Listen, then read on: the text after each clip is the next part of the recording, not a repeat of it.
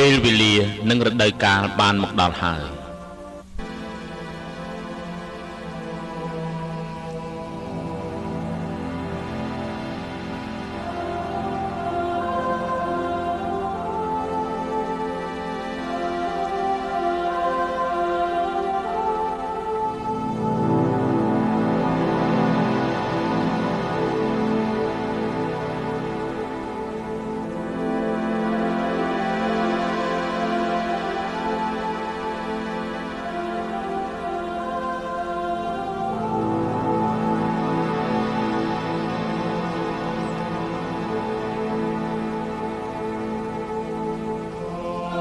នេះខ្ញុំម្ចាស់ជ្រាបថាវាដូចជាសុបិនតែវាពិតណាស់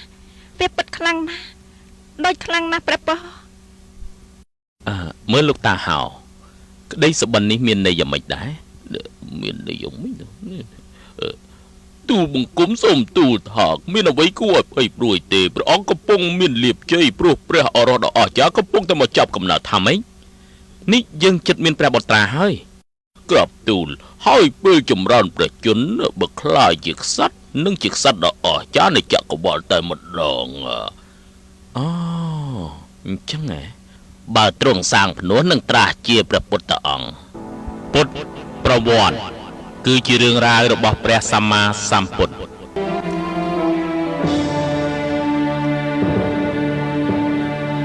មុនគ្រិស្តសករាជ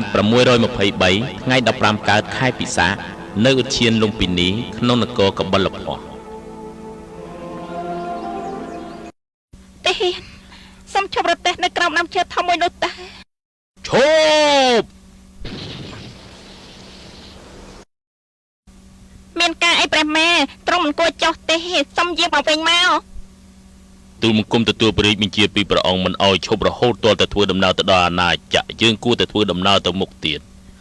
យើងមិនអាចទៅដល់នគរបិតាទេយើងចិត្តប្រសើរហើយ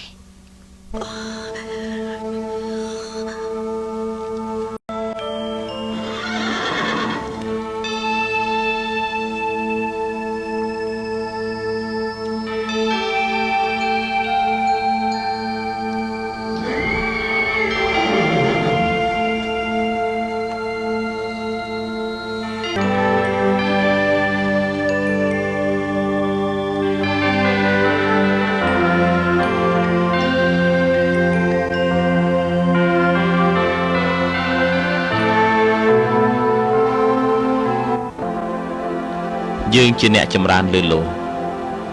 យើងជាអ្នកចម្រើនបំផុតក្នុងលោកយើងជាអ្នកដ៏ខ្ពង់ខ្ពស់បំផុតក្នុងលោក